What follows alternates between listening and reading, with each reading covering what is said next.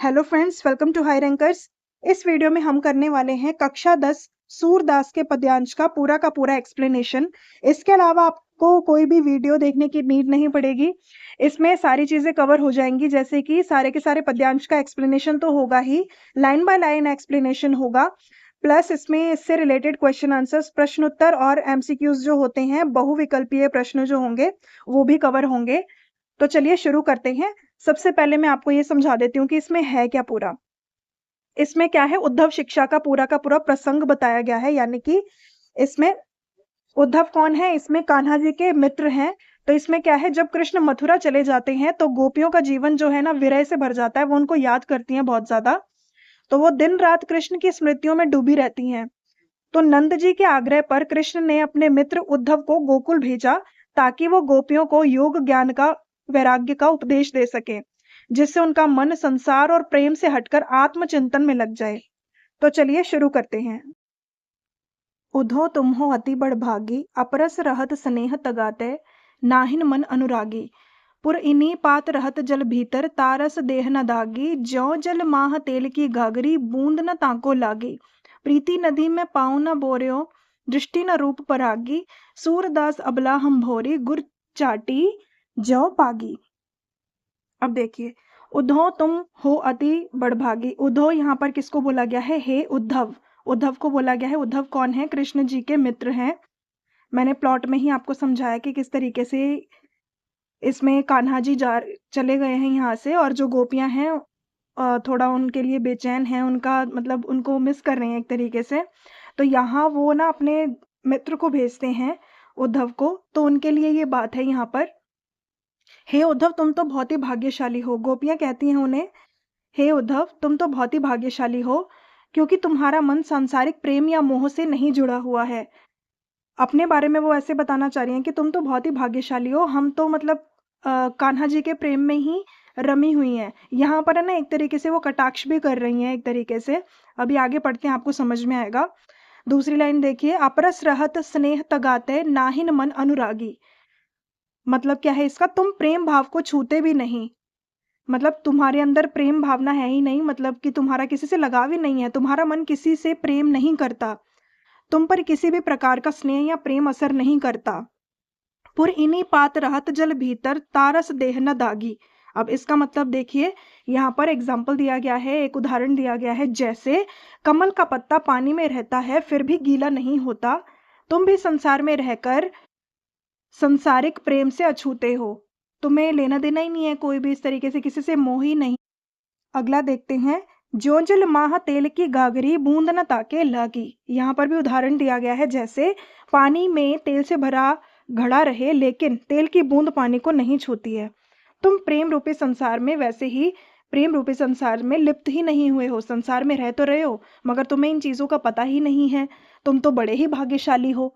यहाँ पर दिखाया जा रहा है कि गोपियां इस तरीके से उनकी बढ़ाई कर रही हैं उद्धव की, मगर वो एक तरीके से कटाक्ष कर रही हैं यहाँ पर कि कान्हा जी के पास इतने करीब रहते हुए भी तुम उनके प्रेम में नहीं पड़े हो, तुम्हें कोई है ही नहीं इस चीज से, मतलब ही नहीं है तुम्हें। चलिए आगे पढ़ते हैं। आगे जो नेक्स्ट लाइन आएगी, इसमें पढ़ते हैं, प्रीति नदी में पाँव न बोर्यो, दृष्टि न रूप परागी। अब इससे यहाँ क्या मतलब है, तुम्हें प्रेम की नदी में पाँव भी नहीं रखा, प्रीति नदी प्रेम की नदी में पाँव ही नहीं रखा, और ना ही किसी रूप से तुम्हारी दृष्टि टिकी है। तुम्हारी दृष्टि एक जगह पर टिकी ही नहीं है, सांसारिक चीजें, मतलब प्रेम के बारे में तुम जानते ही नहीं हो, तुमने प्रेम और सौंदर्य से कोई संबंध ही नहीं रखा है।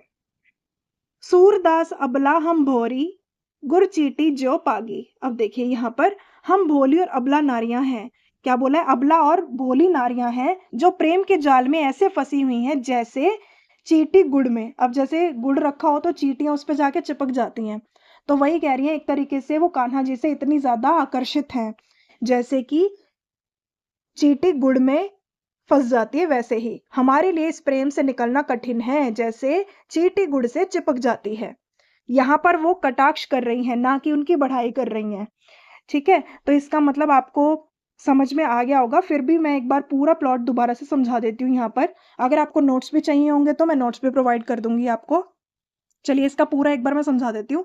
इस पद में क्या है, गोपियां उद्धव से कहती हैं कि तुम तो बहुत ही भाग्यशाली हो, क्योंकि तुम्हारा मन किसी सांसारिक प्रेम या मोह से नहीं जुड़ा हुआ। तुम तो ऐसे हो जैसे कमल का पत्ता, जो पानी में रहकर भी गीला नहीं होता। जैसे कमल के पत्ते पर पानी रहते हुए भी भिगो नहीं रहता, मतलब भीगा नहीं रहता है, वो गीला नहीं होता है, वैसे ही उद्धव संसार में रहकर भी आसक्त नहीं हुए हैं। उद्धव ने कभी प्रेम भावना को नहीं अपनाया, ना दृष्टि से, ना मन से, ना आत्मा से। इस कथन से गहरी व्यंग की भावना को निहित किया गया है। तुमने कभी प्रेम की गहराई में पांव ही नहीं रखा, ना ही किसी रूप सौंदर्य को देखा। यहाँ गुड़ चीटी का अर्थ है चीनी या गुड़ ढोने वाली चीटी। जब चीटी कोई भारी वस्तु, यानी कि जैसे कि गुड़ लेकर जाती हैं, कोई मीठी चीज है, उठाती हैं, तो उनका चलना कठिन हो जाता है, धीमा हो जाता है, और गुड़ में जैसे वो चिपक जाती हैं, तो ऐसे ही वो कान्हा जी की तरफ आकर्षित हैं। सूरदास इन गोपियों की मन स्थिति से यहाँ पर है ना, सूरदास ने गोपियों की मनोस्थिति को बताया है। वे कृष्ण विरह की भारी बोझ में दब गई हैं, मतलब उनको बहुत ही याद आ रही है उनकी, इस बोझ में वो दबी पड़ी हैं, जैसे चींटी भारी गुड़ को उठाकर चल रही हो। तो आपको ये चीज समझ आ गई होगी। सारे के सारे हम प्रश्न यहीं पर कवर करेंगे, इसके अलंकार भी पढ़ेंगे। तो चलिए पहले हम अलंकार पढ़ते हैं। यहाँ पर अलंकार का अलग से क्वेश्चन भी आता है, आपका प्रश्न भी आता है, तो वो भी हम अलंकार भी नेक्स्ट वीडियो में करेंगे आगे। चलिए अब देखिए, साइड बाय साइड सारा कुछ लिखा लिखा हुआ है, आप नोट भी कर सकते हैं या फिर स्क्रीनशॉट ले सकते हैं। मैं आपको नोट्स भी प्रोवाइड कर दूंगी, नीचे डाउनलोड लिंक मैं फाइल लगा दूंगी, आप डाउनलोड भी कर सकते हैं, ठीक है। तो जिन पंक्तियों में जो जो अलंकार है वो यहाँ मेंशन है। देखिए पंक्ति क्या है, सुनी सुनी बिथा सही। अब आप यहाँ पर देख रहे होंगे स की साउंड यहाँ पर बार बार आ रही है, तो यहाँ पर कौन सा अलंकार है, अनुप्रास अलंकार। जहां पर कोई वर्ड ध्वनि दोबारा रिपीट हो रही होती है, पुनरावृत्ति हो रही होती है जिस चीज की, तो उसे बोलते हैं अनुप्रास अलंकार। तो यहाँ पर ध्वनि की क्या है, पुनरावृत्ति है। चलिए अगले पर चले। पुरइन पात रहत जल भीतर। अब यहाँ पर देखिए, हमने दो एग्जाम्पल, दो उदाहरण पढ़े थे। एक था घड़ा या फिर कोई बर्तन जो कि तेल का भरा हुआ, जो हमने पढ़ा था, तेल अगर उसमें डाल दें तो मतलब तेल और पानी छूता नहीं है। और दूसरा हमने पढ़ा था चींटी का एग्जाम्पल पढ़ा था, उदाहरण पढ़ा था। तो यहाँ पर क्या है, एज इट इज उसको बता दिया गया है। तो यहाँ पर क्या है, उपमा अलंकार है। पहला अगर कमल के पत्ते की बात करें, कमल के पत्ते और तेल की गागरी से तुलना की गई है। यहाँ पर एक तो कमल के पत्ते का था और तेल की गागरी, इससे तुलना की गई है। गुड़ चीटी जो पागी, यहाँ पर भी उपमा अलंकार है, अपने प्रेम को गुड़ में फंसी चीटी से तुलना की गई है, ठीक है। अब पढ़ते हैं अगला। जो जल माह तेल की गगरी, देखिए तेल की गगरी, कमल और चीटी, यहाँ पर चीटी वाला जो एग्जाम्पल था, उदाहरण था, यहाँ पर उपमा अलंकार है, ठीक है। चलिए आगे पढ़ते हैं। प्रीति नदी में पाँव ना बोरे, प्रीति नदी, अब यहाँ क्या है, रूपक अलंकार है। अब यहाँ प्रेम की नदी के रूप में रूपांतरित किया गया है, प्रेम को नदी के रूप में बताया गया है यहाँ पर, ठीक है। अलंकार को अलग अगर आपको पढ़ना है तो आप कमेंट कीजिए, मैं वीडियो डाल दूंगी उसकी, आप अच्छे से पढ़ सकते हैं, क्योंकि अलग से क्वेश्चन भी आता है इसका। आपका कोई भी डाउट हो कमेंट्स में जरूर लिखिए। चलिए बढ़ते हैं आगे। आपके एमसीक्यूज क्वेश्चन होंगे जो कि आपके बहुविकल्पीय प्रश्न हैं। ये भी क्वेश्चंस बहुत अच्छे आते हैं पेपर में, तो चलिए करते हैं।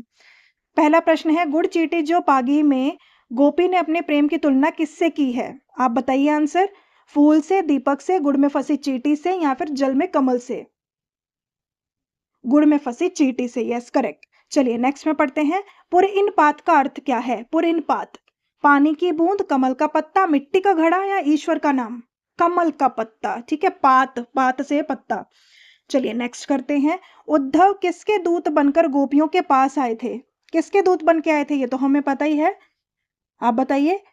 जी हाँ, श्री कृष्ण जी के। चलिए नेक्स्ट। जो जल माह तेल की गागरी, बूंद न ताके लागी, इसमें कौन सा अलंकार है? देखिए अलंकार भी पूछे जा सकते हैं, तो इसलिए आप अच्छे से पढ़ के जाएं। यहाँ पर आपके सारे क्वेश्चंस कवर हो जाएंगे, कोई प्रॉब्लम नहीं होगी आपको।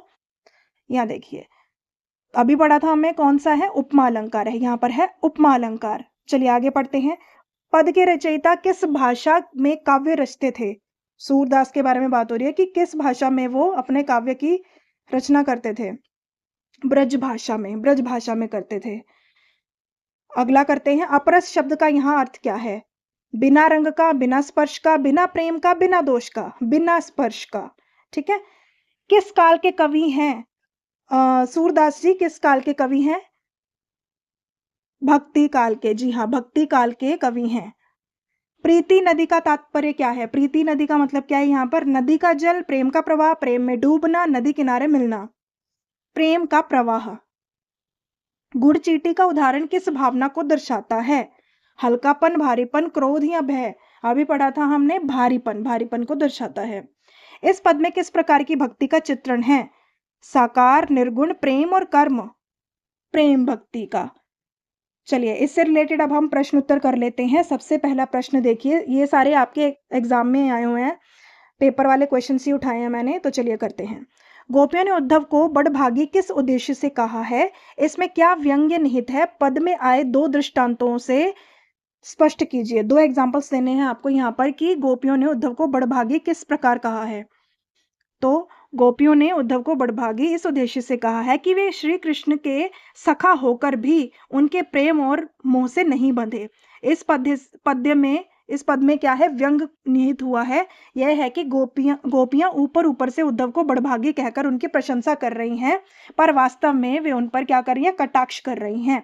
उनका भाव है कि उद्धव कृष्ण के इतने निकट रहकर भी उनके प्रेम स्नेह में बिल्कुल भी प्रभावित नहीं हुए, यानी कि अप्रभावित हैं। गोपियों का कहना कि उद्धव का मन सांसारिक आकर्षित से रहित है, इसलिए वे विरह वेदना से मुक्त हैं, जो कृष्ण वियोग में गोपियों को निरंतर जलाती है। यानी कि जो गोपियां हैं उनके विरह से इतनी दूर हो गई हैं उनसे, उससे बहुत ही परेशान हैं, उनको भारीपन फील हो रहा है, महसूस हो रहा है। इन सब चीज़ों से वो बहुत दूर है, उद्धव बहुत ही दूर है, उनको कोई भी फीलिंग नहीं है, कोई भी इस तरीके से महसूस नहीं हो रहा है। वे उन्हें कमल पत्र के समान बताती हैं, जो जल में रहकर भी भीगता नहीं है, यानी कि वो श्री कृष्ण के प्रेम में अभी तक भीगे नहीं हैं, और तेल की गागर की तरह, जैसे जो जल की जिसमें पानी टिकता ही नहीं है। ठीक है, चलिए अगला करते हैं। पद में वर्णित गुड़ और चींटी के उदाहरण के माध्यम से गोपियों की किस मनोदशा का वर्णन हुआ है? यहाँ पर आपको दो ये बताए गए हैं। गुड़ और चींटी का उदाहरण जो दिया है, इसमें क्या मनोदशा बताई गई है? गुड़ और चींटी के उदाहरण से माध्यम से गोपियों की कृष्ण के प्रति गहरी आसक्ति और मोह की मनोदशा को बताया गया है। जैसे चींटी को गुड़ दिखाई देता है तो वह अपनी ओर खींच लेता है और उससे अलग नहीं हो पाती, मीठा देखती हैं कोई चींटियां तो।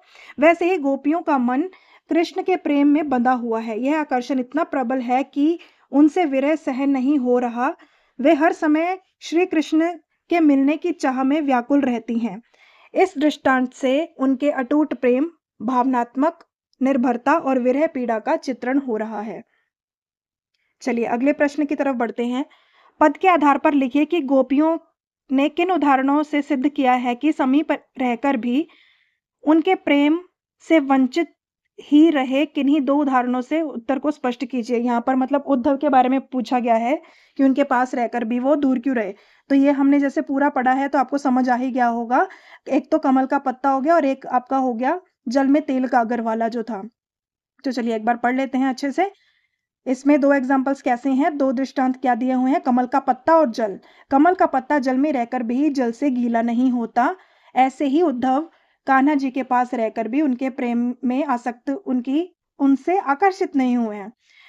दूसरा है जल में तेल की गागर। जल में भरी तेल की गागर की बूंद भी जल से नहीं मिलती। इसी तरीके से इन उदाहरणों से गोपियों ने व्यंग्य पूर्वक कान्हा की उद्धव कृष्ण के कहा है कि उद्धव कृष्ण के पास रहकर भी उनके प्रेम स्नेह से अप्रभावित हैं, जैसे ये वस्तुएं समीप रहकर भी एक दूसरे से नहीं मिल पाती। चलिए अगला प्रश्न कर लेते हैं। सूरदास की भाषा और शैली पर टिप्पणी कीजिए। ये क्वेश्चन बहुत ही इंपॉर्टेंट है, पढ़ लेते हैं अच्छे से कि क्या है। उनकी भाषा और शैली के बारे में पूछा गया है। सूरदास की भाषा अत्यंत सरल, भावपूर्ण और प्रभावशाली है। उन्होंने इस कविता में ब्रज भाषा का प्रयोग किया है। हमने एमसीक्यूज में भी पढ़ा था। ब्रज भाषा का यहाँ उपयोग किया गया है, जो उस समय की जनभाषा थी और भक्ति काव्य में व्यापक रूप से प्रयुक्त होती थी। सूरदास जी भक्ति काल के कवि हैं। उनकी शैली वार्तालापात्मक यानी कि संवादात्मक बातें करते हुए है, जैसे कि बातें हो रही हैं आपस में, जिससे गोपियां उद्धव से बात कर रही हैं। सूरदास ने कविता में उपमा, रूपक और अनुप्रास जैसे अलंकारों का सुंदर उपयोग किया है। अभी तक जो पढ़ा है हमें, ये वाले अलंकार हमने पढ़े। उदाहरण स्वरूप जैसे कि गुड़ चीटी जो पागी, इसमें उपमा अलंकार है। ज्यों जल माह तेल की गागरी, यहाँ पर रूपक अलंकार है। अब अगर आपको मैं समझाऊं, यहाँ पर उपमा और रूपक का अगर किसी को कंफ्यूजन है तो उपमा उपमा में क्या होता है कि सीधा ही कंपैरिजन हो जाता है। रूपक में जैसे कि जैसे वर्ड लग जाता है, जैसे वर्ड लगा हुआ है ना यहाँ पर ज्यों, तो मतलब कि यहाँ पर क्या है, आपका रूपक अलंकार है। कविता में भावनाओं की गहराई, श्रद्धा और प्रेम का माधुर्य बहुत प्रभावी ढंग से व्यक्त हुआ है। सूरदास की भाषा हृदय को छू लेने वाली है और आत्मा को भक्ति में डुबोने वाली है। चलिए अगला प्रश्न करते हैं। इस पद में गोपियों और उद्धव के दृष्टिकोण का अंतर स्पष्ट कीजिए। अंतर बताना है यहाँ पर। इस पद में गोपियां उद्धव को व्यंग करती हैं कि वह भाग्यशाली हैं क्योंकि उन्होंने कभी प्रेम का अनुभव नहीं किया। उद्धव का दृष्टिकोण तर्कपूर्ण और सांसारिक है, जबकि गोपियों का दृष्टिकोण भावुक और आत्मिक प्रेम से भरा हुआ है। गोपियां प्रेम को जीवन का सार मानती हैं, जबकि उद्धव उनसे दूर रहते हैं। चलिए अगला, गोपियों की मनोदशा का चित्रण करते हुए बताइए कि चींटी और गुड़ का उदाहरण से वे क्या कहना चाहती हैं। गोपियों का प्रेम कृष्ण के प्रति अत्यधिक निष्काम और सर्वस्व समर्पण करने वाला है। गुड़ और चींटी के उदाहरण में वे अपनी स्थिति का वर्णन कर रही हैं। जैसे चींटी गुड़ देखते ही उस पर टूट पड़ती है और उसमें डूब जाती है, एक तरीके से बिल्कुल रम जाती है, वैसे ही गोपियां कृष्ण के प्रेम में अकंठ डूबी हुई हैं। वे यह भी संकेत करती हैं कि उद्धव का हृदय ऐसे नहीं है, वह वैराग्य और ज्ञान में लिप्त है। यह उदाहरण गोपियों के प्रेम और उद्धव के वैराग्य का सीधा अंतर दर्शाता है। गोपियों का जीवन कृष्ण प्रेम से पूर्ण रूप से तल्लीन है, जबकि उद्धव का मन प्रेम से तनिक भी नहीं भीगा है। चलिए नेक्स्ट करते हैं। गोपियों के अनुसार वैराग्य और भक्ति में क्या अंतर है, उद्धव के संदर्भ में स्पष्ट कीजिए। गोपियों के अनुराग वैराग्य में मनुष्य सांसारिक विषयों से दूर रहता है, लेकिन उसमें प्रेम और स्नेह का उन्मेष नहीं होता। वहीं भक्ति में प्रेम, समर्पण और ईश्वर के एकत्व का भाव होता है। उद्धव वैरागी थे, वे केवल ज्ञान और उपदेश में लगे रहते थे। उन्होंने कृष्ण के साथ समय तो बिताया, परंतु उनके प्रेम का रस का अनुभव नहीं किया। गोपियां मानती हैं कि ईश्वर के साथ भावनात्मक जुड़ाव और हृदय का मिलन ही सच्ची भक्ति है, जो उद्धव में नहीं था। इसलिए उन्होंने उन्हें अपरस कहकर संबोधित किया है यहाँ पर।